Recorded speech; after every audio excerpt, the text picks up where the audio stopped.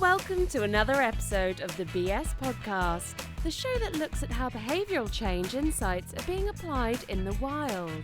Episodes feature renowned behavioural experts across industries and organisations, from management and marketing to policy and public health, and more. Let's dive in and see what all the BS is about. Here's your host from The Behaviourist, Nick Hobson. Erin Halliday is co-founder and president of Trust Included, a consultancy that offers scientifically validated solutions to help organizations overcome challenges and proactively meet the future through initiatives related to wellness, culture, leadership, and employee experience. Erin is a published author, a reviewer for the Journal of Personality and Individual Differences, a certified executive coach, and a professionally trained scientist-practitioner. His background in industrial organizational psychology, or IO psychology, allows him to use best practices in science and evidence-based management to help organizations and individuals overcome challenges, prevent problems, and promote organizational health using a rigorous data-driven approach. Erin is interested in positive organizational psychology specifically, or the scientific study of the strengths that enable individuals, organizations, and communities to thrive. Erin's proactive focus on striving for healthy individual and organizational functioning goes beyond meeting the needs of an organization. Rather, it cultivates opportunities for that workplace and its members to grow and thrive. Erin has an MSc and PhD in industrial and organizational psychology from Western University. Erin, welcome to the show. Hi, thank you for that glowing introduction there, Nick. My guests, I always start off with a bio or an introduction like that. It's just gets off on the right foot, right? Yeah, it was very nice, and I don't even know what to say to that. Thank you. Well, you're most welcome. It's most deserved as well. And we are, as we were discussing before we hit the record button, we are talking for the first time. Even though we've shared a lot of insights and thoughts and had some conversations back and forth on LinkedIn. So it's really great to be, although not in person, maybe that's our next step up. At least we're hearing each other's voices for the first time, which is great. Yeah, from what I understand, we're actually in the same neck of the woods there in Canada. So maybe one day we will encounter each other. Fellow Canadians, absolutely. So you are. I'm excited. I'm excited to talk to you because first, I know you have some great, brilliant ideas. I know we share Thank you. our passion, extreme passion, I would even say, for anything that's science related and data and Yeah, I gotta geek out. empirical approaches. Yeah, exactly. So I know we're gonna be on the same wavelength with on that respect. But also, I'm excited to have you because you are the first official guest, as you might be guest 25 on the show right now, who is who has this background in IO psychology, or industrial organizational psychology. And that is interesting because there is a lot of overlap between, as you know, IO psychology and the work we're seeing done in behavioral economics, applied behavioral science, again, whatever you want to call it. There's a lot of overlap between those two worlds. Yeah, since its inception, I think behavioral economics has been very much cross-pollinating with psychology. So I totally agree.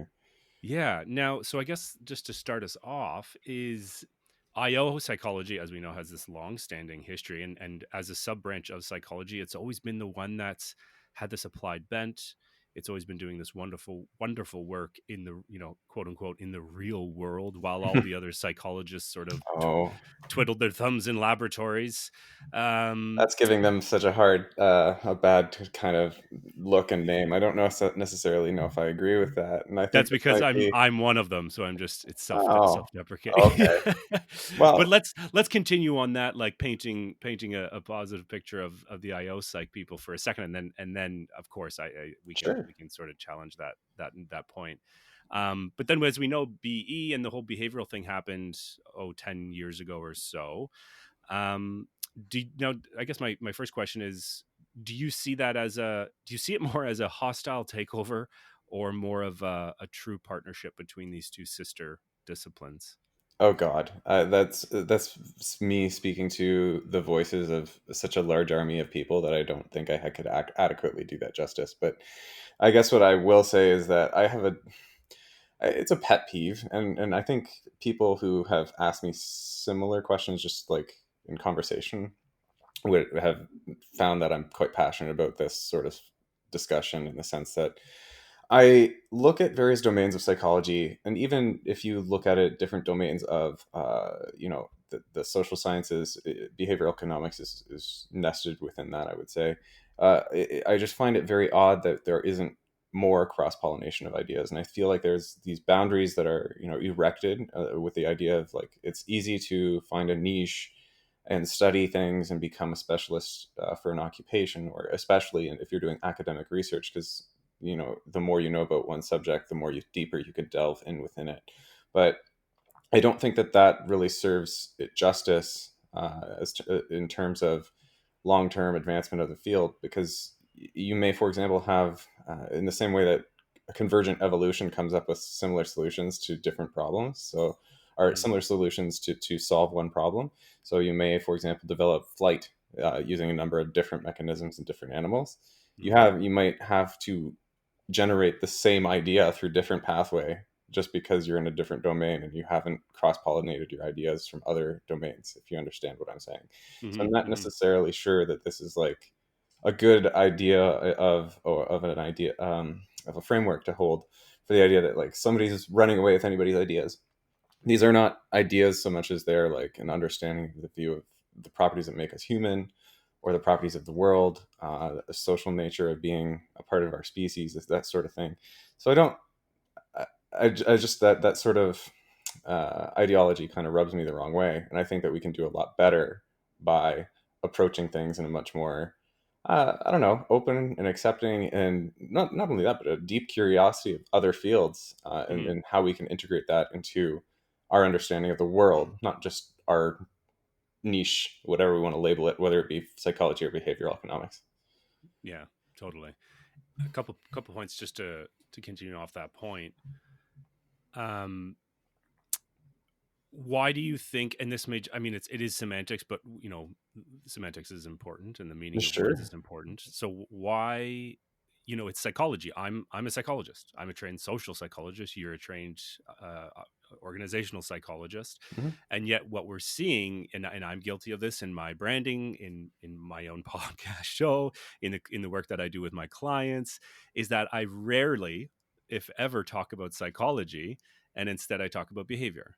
So, what do you think's at play there with that one word difference, and what do you think the stakes are for how we actually position ourselves in the work we do?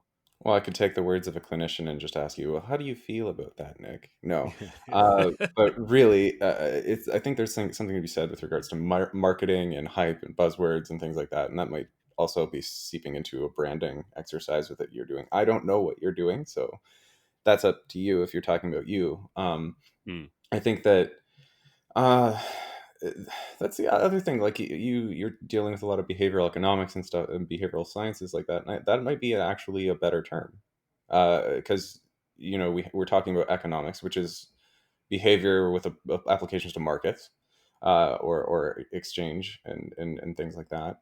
Uh, and in psychology, we're studying human behavior. In organizational psychology, we're studying the study of human behavior as applied to the workplace. So you're actually taking a broader approach with the brand, or whatever you want to label it, behavioral hmm science. It's a better sort of broader definition to work under.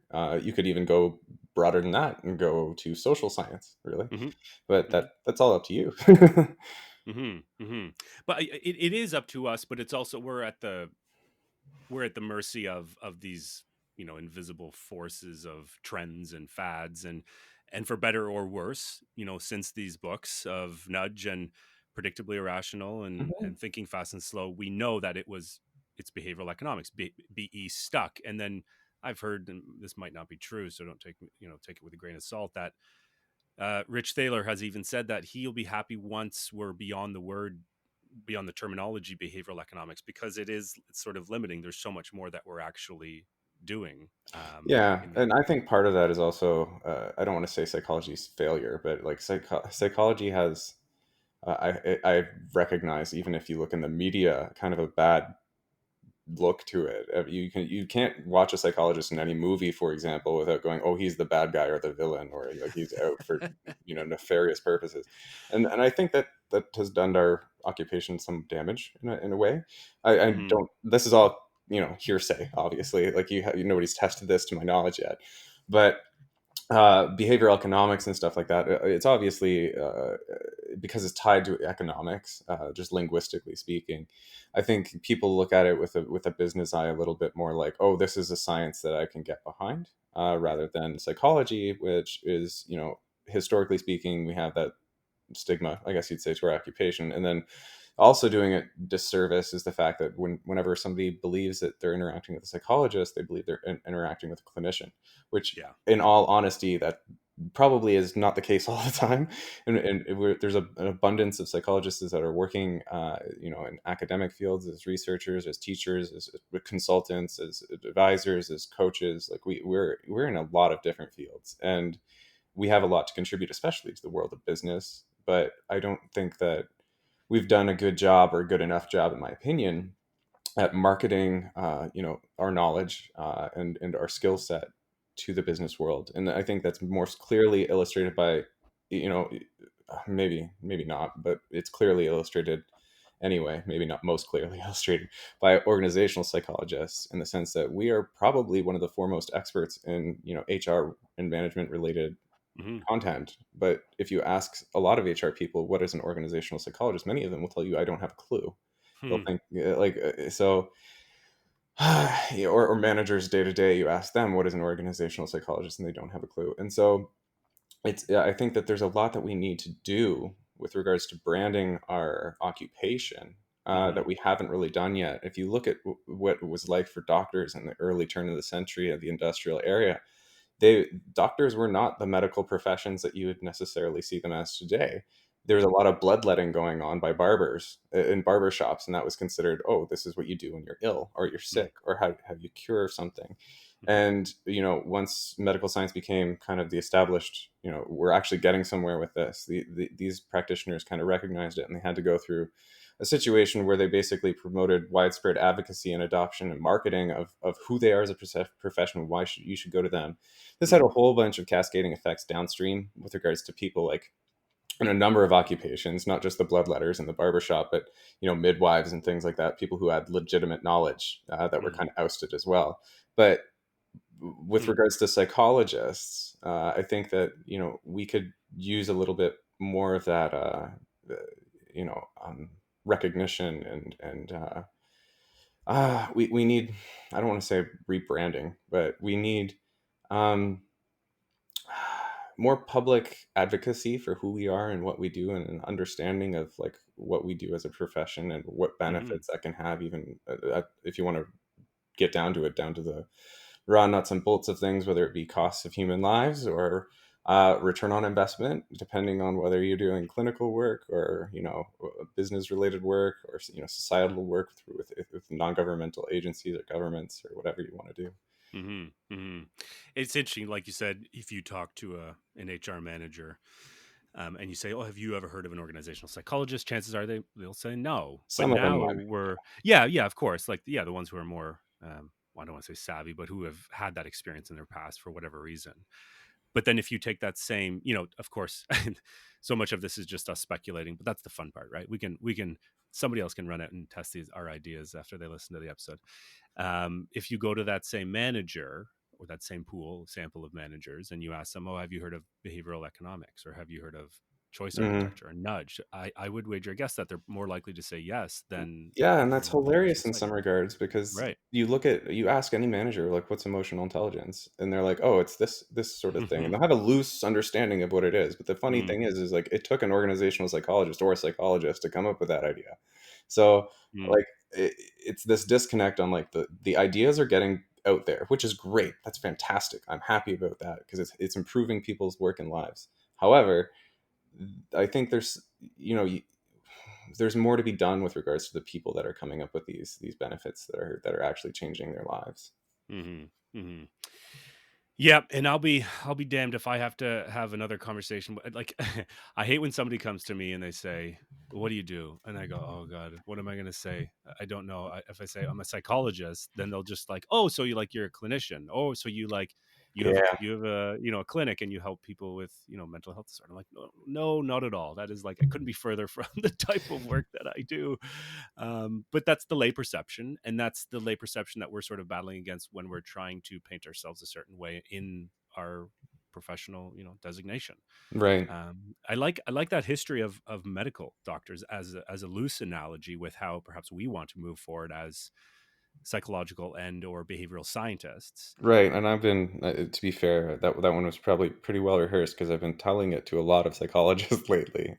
It's Yeah, something that's that why. I'm something. It's something that I really feel strongly about, honestly, because you know, there are so many people with great ideas in this field in this domain, but they're not being recognized because nobody knows to look for them.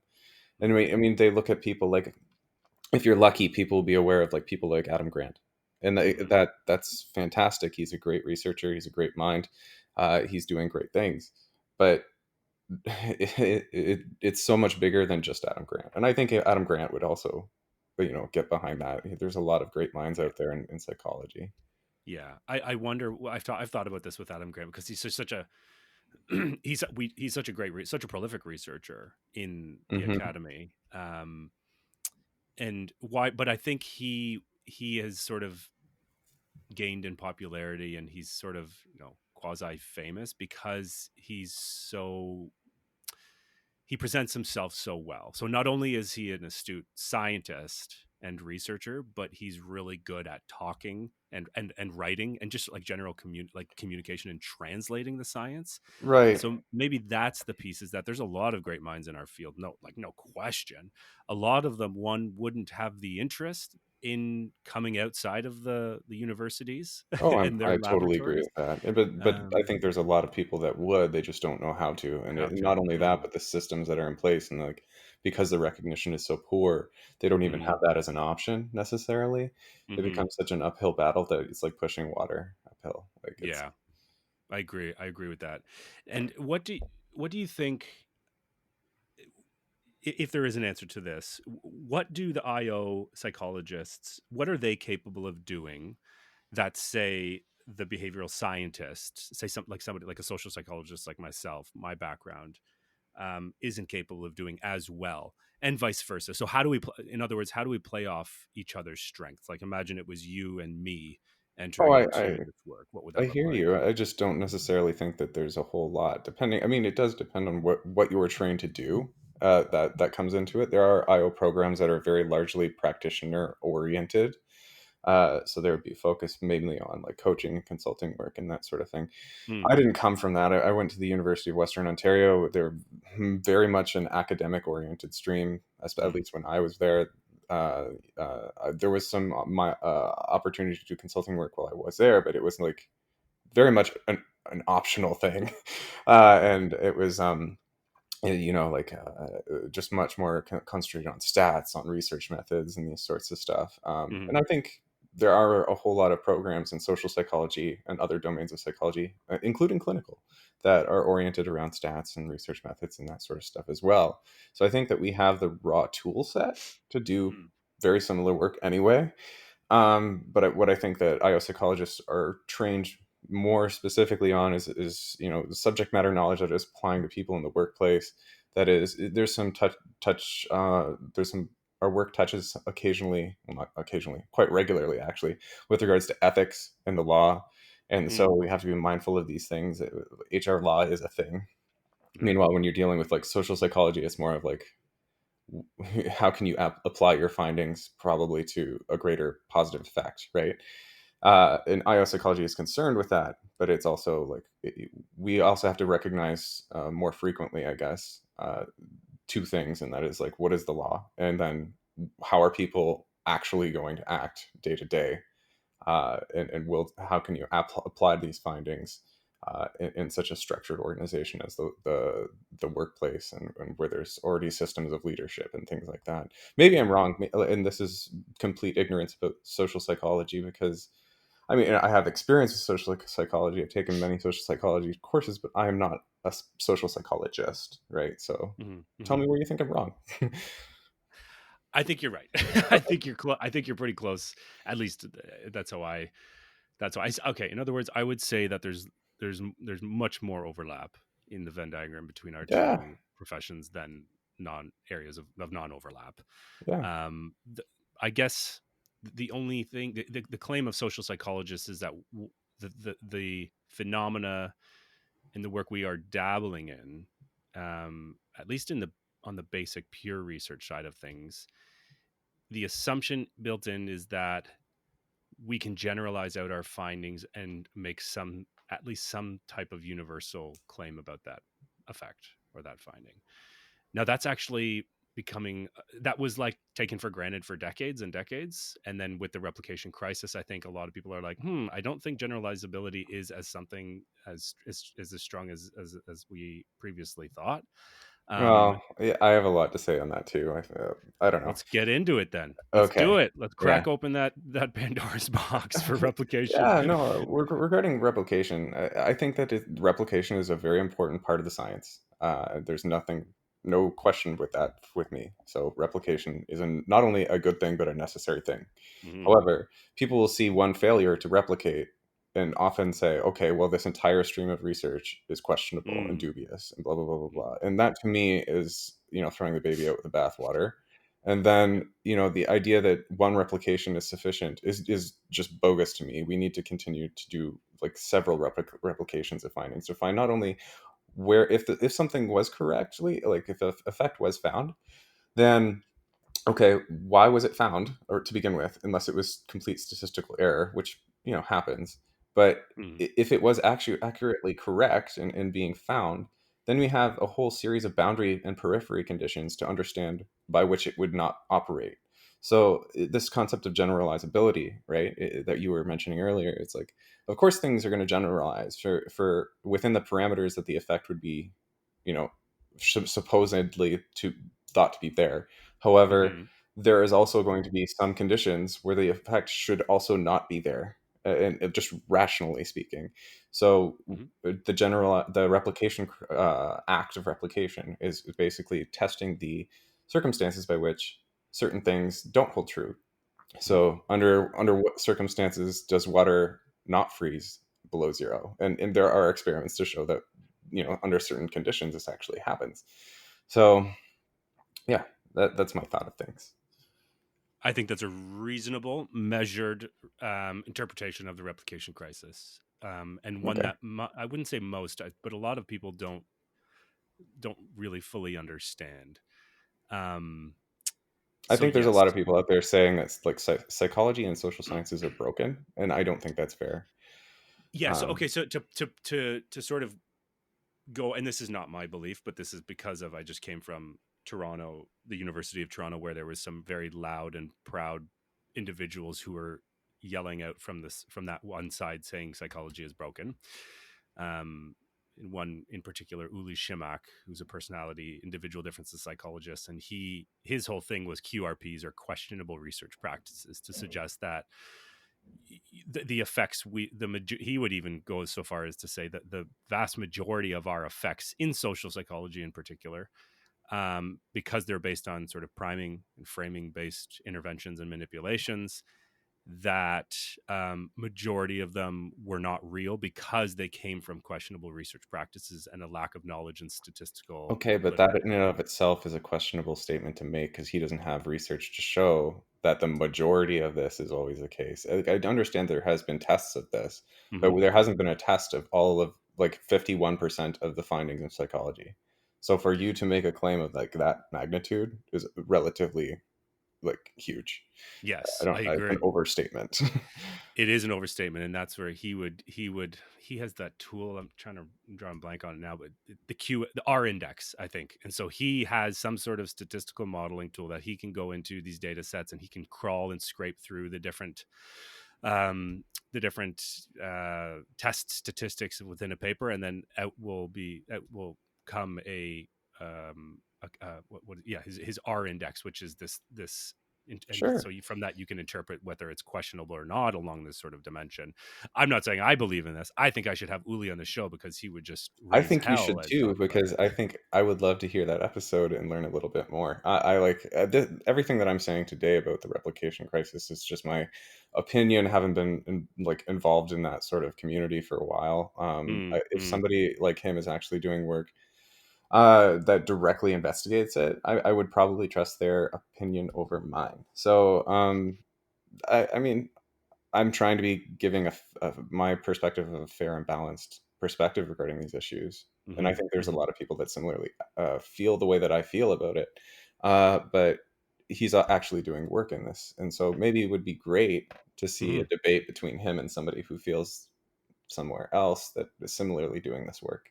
Yeah, yeah, exactly. And that debate is happening, but it's happening in these small little circles, mostly within the academy, in with between social and personality psychologists, and very little of that knowledge and information is making its way outside into practice, into industry, into the work that we do. But I see that as so important that I see it needs to, because the work that we're doing is only as strong as the theories and the effects that form the basis of our work. They Sure, but definitely differentiate the I'm two. also very empathetic to the idea that we don't have to see tremendous effect sizes for them to be meaningful, and that you'll Totally. see a lot of practitioners and scientists saying that like they have to be of a substantial size for them to make a difference, and I disagree with that. There can be a whole bunch of little effects that you aggregate together through like multimedia interventions that just improve people's lives, or little nudges, as you say, Hmm, that hmm. that are small, but they don't have statistical overlap, which just means basically that they're different effects that are occurring on the person, uh, that they can in the aggregate or cumulatively they can have a bigger effect than just one individually. And I Hmm. think that people often forget that people live their lives in very when they try to do better, they try to do better a lot of the times in multiple different ways rather than Mm. just one single thing. Hmm. Now, given like, of course, humans are complex, and there's a lot of approaches that we take to changing our behavior or engaging in any behavior for that matter. Sure. Do you suspect that the little nudges that we see that are so popular and so famous in this world, do you think that they are oversimplified because they're just focusing on that one like, it's like take out this one sentence so that it targets this one emotion or this one attitude change? Do you think our work, at least experimentally, and when we're running these randomized control trials through quote unquote nudges, should we be doing more, sort of taking a more systems based approach as opposed to this very small and narrowed nudge approach? Well, I think there's space for everything. For example, when you're in the lab and you're trying to find out whether an effect works, you have to actually study whether or not that effect is present due to this, particular intervention, whatever the heck it Hmm, may be. hmm, And that requires, statistical control. And this also means that you have to isolate the phenomenon, make sure that it is responsible for that. But then, as you go further down the pipeline, I think it makes sense to ask yourself, like, does, for example, there's a recent study, I can't remember where I read it, but does mindfulness based interventions combined with physical cardio activity, does that have cumulative hmm, effect that's bigger than either one alone? And the answer seemed to be yes with regards to that paper. So you have hmm, here two things that are seem to be doing really well together, which is great. And then what you eventually should moving down the application pipeline, and I think that the problem is the application pipeline is somewhat, it's not optimized very well. You have a very big gap between researchers and practitioners that causes the application pipeline to kind of not function very well. But hmm, once you move down that application pipeline, the idea is that you're going to have a bunch of useful tools in your toolbox that you can use to make concerted focused changes in your life wherever it may be, whether it be hmm, fitness or emotional intelligence, or just living the best you, whatever that means for you. hmm, There are scientific findings that are individually beneficial, and you might consider, oh hey, I might include that in my routine, and or whatnot. um, but program development is incredible, and I think that there's a lot of room that can be done with that, by taking these cumulative little effects and seeing what they Mm, can do in the mhm, aggregate. mhm. So I mean, this question I'm about to ask, it might be a repeat, but it might not. You said the application pipeline is broken. No, I don't want to Um, say broken, but it can get bro- gummed up. I think sure. there's just a miscommunication and a failure to want to work together. Oftentimes, between researchers and practitioners, is disappointing. Uh, So yeah, my question is, why do you think not broken, but could be improved? There's some sludge in the pipe that can be yeah, removed to make that knowledge transfer more seamless. What do you see as, is it sort of is it in the sort of the infrastructure and the incentives that are built in there? Like, what do you see as the best way to improve that pipeline? I don't know. I mean, it depends on the situation and what we're talking about specifically. But I think you have a system that awards academics, by and large, for academic work and not for practical application. That could possibly be, you know, Mm, adjusted. I think that part of being a great scientist sometimes involves, you know, fitting things into the world, and taking benefits from them. It's the sort of like washing the dishes after you cook dinner. yeah. um, but that's just my opinion. With regards to, how do you bridge the research practitioner gap? I think it requires a lot of mutual interaction and conversation and in collaborative work. And sometimes that it can be really hard to get those two people to the table, or those two occupations to the table, if they see things through completely different lenses or use completely different languages. I have a particular you know perturbation with buzzwords that do not at all mean what the original word, either academically or linguistically, Mm, happen to mean. And the reason being is that it conflates and confuses the idea, and it becomes this thing that kind of snowballs in its effect. It becomes a word that happens to mean anything under the sun, and then none of the scientific findings can actually apply to it then. And so it just becomes this snake oil peddled by somebody, and yeah. that's problematic in its own right. So part of it, I think, is getting people to the table with the intent of speaking about things, and learning how to talk to one another in a very collaborative way. But also, you know, kind of dealing with some of the I want to say bad practices that surround some practical work, as well as some bad practices that probably are embedded in the academic system as well. Hmm. Hmm. So we're talking pretty high level, which is fun. I always like that, but Sure, I didn't just know to how get, we were wound up here. That's okay. I never know with these Yeah, conferences, but I love it. And so let's get a little bit more focused. So, um, you mentioned mindfulness. It's sort of it's having a time, it's having a moment, or maybe it sure. had its moment. It has It, its own journal. yeah, right. I saw that. So it certainly had its moment when I was in grad school in social Me too. personality I was a psych. part of it. Right, right. So that's what is your read of the research, and so actually piggybacking off that last point we were talking about, what is your read of that knowledge being shared and disseminated from research into practice when it comes to, like, these mindfulness based programs in organizations or leadership coaching development, stuff Sure. like that. Yeah, there's a lot to be said on the topic of wellness, broadly speaking, without even getting into mindfulness. Yeah. Yeah, so with regards to mindfulness, I'm a huge advocate of it. I studied it for a number of years in grad school. My PhD was written with the title Mindful Resilience. So Hmm. that's going to tell you my bias right at the go. Mm-hmm. But I Mm-hmm. mean, I landed there through quite a bit of research, so it's not that I'm like completely, biased in that regard. I did do a lot of study on the subject. What I found was that mindfulness probably operates through a number of pathways that involve your ability to reperceive a situation, through your ability to have strong clarification in your values, for you to be more flexible, and for you to have the ability to self regulate your thoughts, feelings, and behaviors. Mm-hmm. And so I think if you look at the science behind any of these sorts of things, whether it be values clarification, your ability to see things in a new light, flexibility, or your ability to regulate yourself. There's a lot of research that supports any one of these things, and so it's just no wonder that mindfulness actually works if it's tied to these pathways, right? Mm-hmm. um, so for me, this is a strong advocacy of mindfulness as a practice for what its uses were originally intended, at least by the people studying mindfulness in the psychology sphere or the psychology sphere.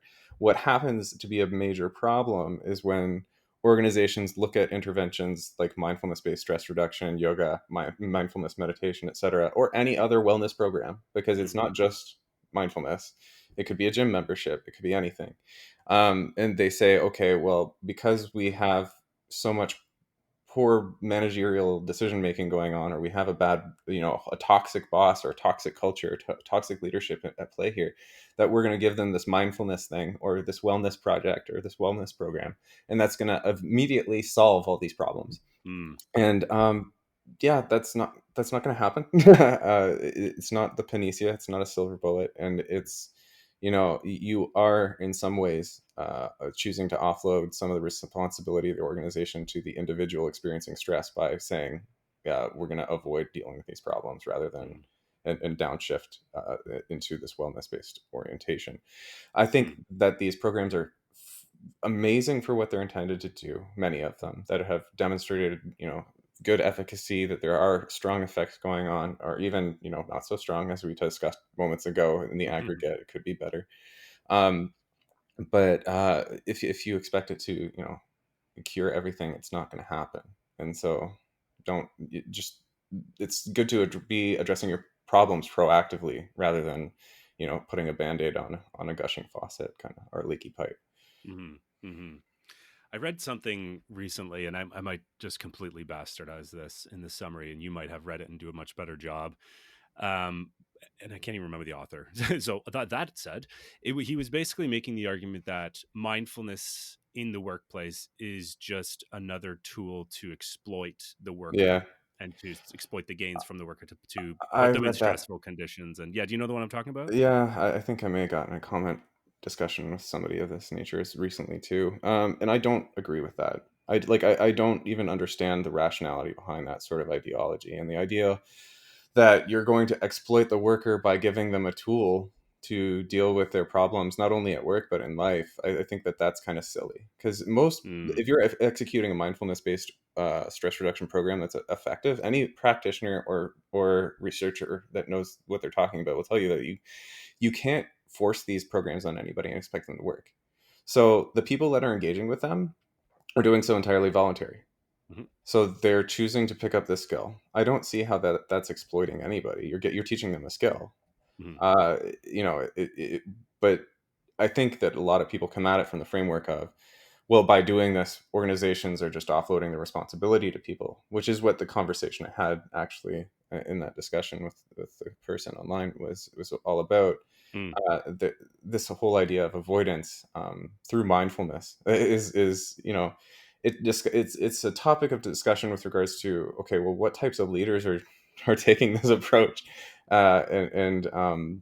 and why do they think that this is the actual way to go about solving problems? mm. It boggles my mind, and I don't think it's necessarily exploiting people, because you're teaching them a valuable life skill, Yeah, yeah, yeah. and the effects are generally good. Like if you look throughout multiple domains of your life, it's all Exactly. Yeah. yeah. Yeah. And I think I'm in agreement with you on that one as well. I was just it was so I have a client who's mindfulness does like mindfulness in the workplace and leadership development and leadership coaching. So it's Hmm. close to me as well. And so I'm always interested to hear what people think.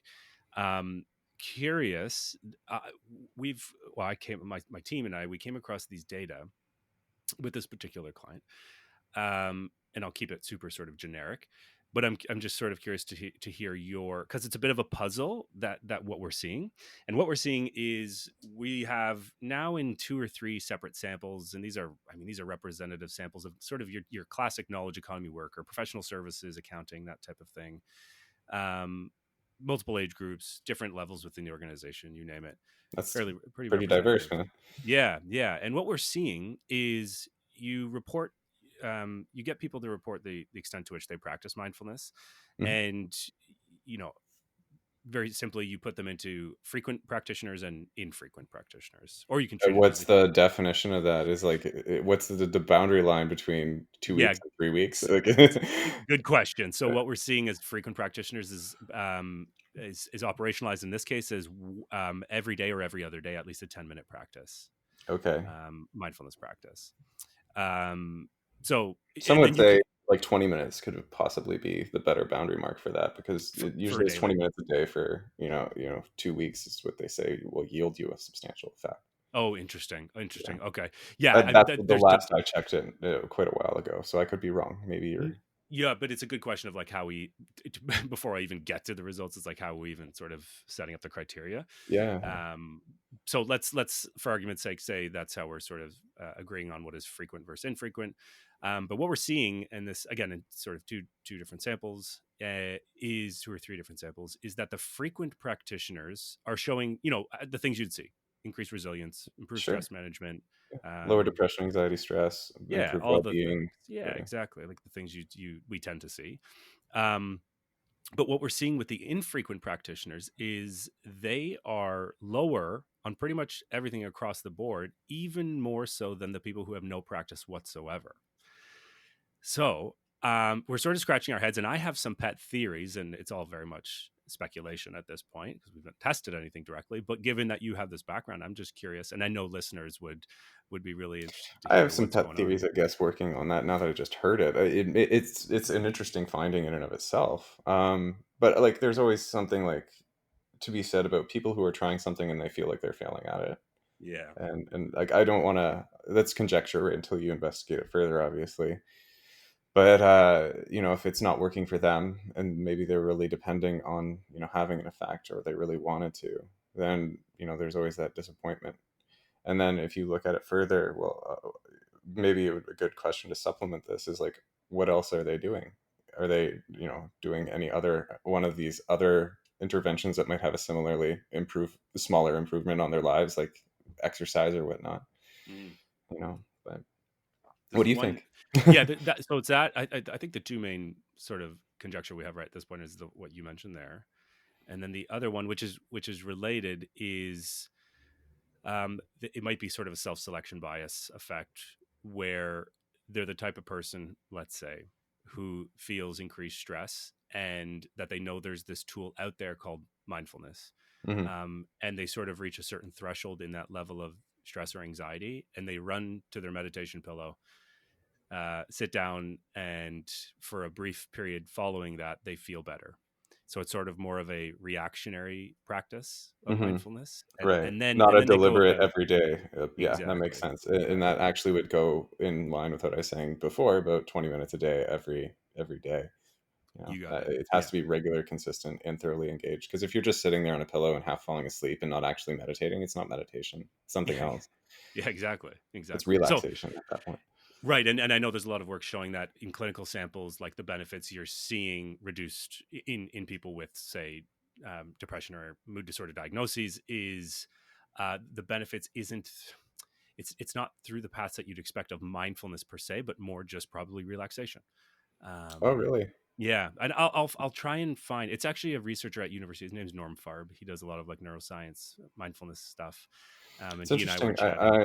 I didn't find that in my own research, but there's everybody comes at things with a different and better method. So I'm happy Mm. to read it. I'd Yeah, be yeah. So actually really interested. what did you see? Because I'm sort of Well, as I a said noob before, to like it. what I had found with regards to mindful resilience, but that's like with regards to event based. I'm experiencing adversity, and this is how I recover. It's not necessarily with regards to meditation practices as like an Mm. ameliorative tool to that. So this is, this may be a difference that we're seeing. They're like related, but quite different fields. So Yeah, yeah, either way, I'm happy to take a look at it. It'd be yeah, great. yeah, yeah. Of course. So, anyways, thanks for your interpretation of that, and I'll I guess stay tuned to the listeners No, and yeah, to you to see it'd be what great. we make of it. Yeah, because it's an interesting, and so we've replicated it two or three times now. And at first I was like, oh, that's got to be just some anomalous pattern in the data, and I didn't really. And then it happened again, and then it happened again. I was like, oh, okay, There might be something. There might be Replication something is good. here. There you go. Yeah, Yeah, exactly. yeah. Full circle. So one final question, if you don't mind. You can have as many as you want from this point. I'm All happy right. with where we're going with this podcast. Yeah, cool, cool. So last one I ask all guests is the big behavioral brainstorm, or BBB. Yeah, Um, sure. and I named it B because, just the three B's. Could have been big psychological brainstorm for all I care. Yeah. But so we know there's a lot of problems in society. God, especially at this point, it feels more and more. Where do you see of any of the problems, if you had to choose one or two, that could stand from a behavioral or psychological related intervention? Which one would you choose? You're gonna hate my response to this, probably. That's a good way to start off Yeah, your answer. I'm just being honest, but I've like fundamentally believe that the most pressing problem in society today is like revolving around an understanding of science. So Mhm. if people understood what science actually is, what it truly is, and how it's done, and how to actually properly evaluate good evidence from bad evidence, Hmm. I really think a number of like an enormous, staggering number of problems in this world would just simply cease to be such a challenge. Like we'd Hmm. still have problems probably associated with like embedded moral idealism. We'd probably have deeply rooted incorrect beliefs that we still have to deal with and stuff like that. But like if people had the tools to just like ask and answer questions effectively, which is basically what science is, Hmm. these problems Hmm. would eventually resolve themselves. Oh, I So like it. You're the first person to answer like just a sort of more generic response. It's more the vehicle to if solving I those had to go problems. smaller, I would probably say that the other thing would be like the pathway maybe that science actually has an effect, maybe by teaching people about bias. Hmm. So like how what biases are and how to counter them. And I don't think schools or parents, I don't know if you can suggest that parents should have all this information about biases, but I don't think that we're doing a good enough job anyways about educating from an early age and taught better, more comprehensively, about bias early enough. And when you say bias, do you just mean sort of like the general version of bias, like heuristic kind of bias, No, or I mean like social all bias? sorts of specific biases and how they actually impact you. The reason why I say specifically is because if you can teach somebody something that they can readily identify with their own actions, which requires a degree of specificity, then they are more likely to understand it in a way and use it in their day-to-day thought processes. Hmm. So And so part of that would be, say, like social bias and stereotyping and discrimination, prejudice yeah, as and like one version. just biases towards your thing. There's a huge number of them. I understand that that's like a very big undertaking, but I think it's one of the things that probably way back in the day that philosophy with Socrates and all that. I think they Yeah, did a good job probably at educating people on these sorts of things. yeah. These I cognitive guess minefields, the and unexamined life is a life that's just being dictated by all those biases, I suppose, right, right? and I think like we've gotten away with recently teaching people a lot in their younger years about like rote memorization and historical fact and stuff like that, and like some of these things about what it is to be a human kind of get overlooked a lot in the early years, and that can help improve the way you think down the road about a lot of other subjects, including like history, art, literature. Like these are relevant reading, writing, and arithmetic kind of things. Hmm. So yeah. So I'm gonna keep this going because now we're really into something interesting. Sure. Um, so I share, as we started out this conversation, I share with you in that passion and enthusiasm for science and what it can do for individual and collective welfare, and well-being for individuals Yeah. worldwide. There's a lot of famous scientists out there. Just a couple come to Bill Nye the Yeah. Science Guy, and Neil Yeah. deGrasse Tyson, and a couple I others, love sort of Neil. like popular, more popular scientists from their respective fields. They've kind of put their foot in their mouth, I think, anyways, where they've basically made the argument that science is everything we need, and that philosophy or some sort of similar epistemology that is non-science is a waste of our time. What do you think about that? Well, I currently own a doctorate of philosophy in a Yeah, science. yeah, yeah. So, like it's funny how we divorce these things and subsequently also marry them, and it's That's you a know, perfect answer to that, by the way, is that we both yeah, have a doctor of philosophy. Yeah. yeah, and it's really funny because I think like but before the scientific method, I think philosophy was trying to help us understand these things that we use now science to understand, or like to actually verify. What I think philosophy does a great deal of legwork in society and understanding human as a species is basically providing us with this base set of wisdom that we really use to operate and with, whether or not we are aware of it or not. And then what science more recently comes to the ability to do is to validate that wisdom in turn. Mm. And just because, let's face it, the scientific method is rather new comparative to all of human philosophy. We have an abundance of philosophy that we can look to for a lot of answers, and we can use science to actually take steps to validate that. There's actually a great book, Jonathan Haidt, I think is his name, The Yep. Happiness Hypothesis, Yep. 2006, I think it was written.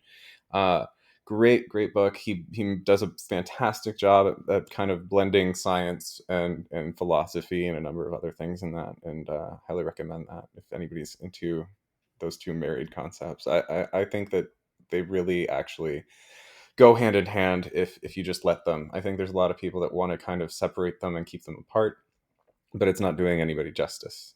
Yeah.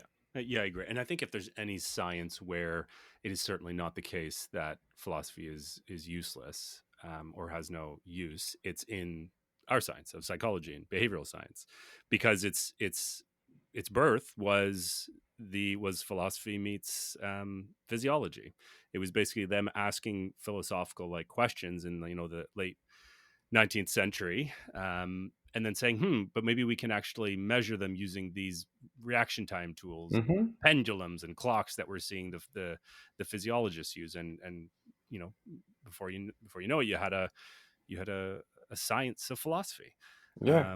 So I think that's and I mean, if our They're both conversation schools is of any thought that that serve the same purpose. They try to answer really big questions. And exactly. yes, I understand where Neil deGrasse Tyson, I've heard him say this sort of thing too, where it's all you really need. But I, I don't think I think there's something to be said about possibly having philosophers work more closely with scientists, psychologists. I think that they have a lot. I have a good friend right now that's actually going for his master's in philosophy. We bat around ideas all the time. I think cross pollination of ideas, going full circle now, Yeah. is a great thing, and I think that's philosophy and science go hand in hand. Yeah, and even in my subfield when I was in academia, there was this, and I'm drawing a blank on it now, of course, but I'll find it and I'll put it in the show notes to listeners. It's a field called, I think, existential psychology, Hmm. um, and there's a guy at Yale where he does a lot of this work. I'm just now quickly googling to see if I can find it. There's my dog making all kinds of noise in the background. I have two Uh, huskies laying right next to me right now, oh, so I totally okay, understand. okay. It's getting a little warm. Yeah, yeah, exactly. Yeah, I can't find it off the top of my head, but I'll It's find who it fun. is and what the topic is, and it's essentially that, just like sort of the true marriage, the true coming together um, of of philosophy and psychology. They're asking these big questions, these Yeah, big well, you see it epistemological again questions. in mindfulness research too. Like these are Eastern meets Western kind of ideals, and especially when you look at their application to things. And Yeah, yeah. Well, take that, Neil deGrasse Tyson. Maybe I can have him on the show as well to offer a kind rebuttal to our yeah, to our that's listeners. not a little plug there. Yeah, right. And I mean, honestly, if our conversation is anything, is testament to that. I think I Yeah, would say about 35% of our conversation had a clear philosophical tone to it, with the remaining being very science and data driven. But this has been great. Thanks, Aaron. Really appreciate it. yeah, I'm happy to come on whenever you need me. Oh yeah, round number 2 is going to be coming up, because I think we're just touching the surface at this point. But Yeah, yeah, yeah. stay tuned, listeners, for round number 2. Thanks, Aaron. Have a good one.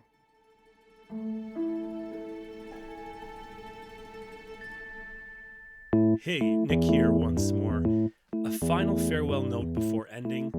All the show notes, links to papers, resources, and materials mentioned in the episode can be found on the BS Podcast page of The Behaviorist, where you can find all episodes and lots of other interesting, easy-to-apply, sciencey stuff. Just go to www.behaviorist.biz/BS podcast. And lastly, if you'd like to join me in the mission of spreading the good BS word, remember to rate and review the show on iTunes. Why should you? Because 1, you're a part of a digital-wide social proof exercise. 2, you're helping combat the negativity bias in the form of positive reviews. And 3, it's a little pre-commitment for your habitual podcast listening. A little investment to keep you coming back for more BS. I mean, how much more behavioral can you get? Thanks again for listening. Until next time, remember, keep your facts ugly and your hypotheses beautiful.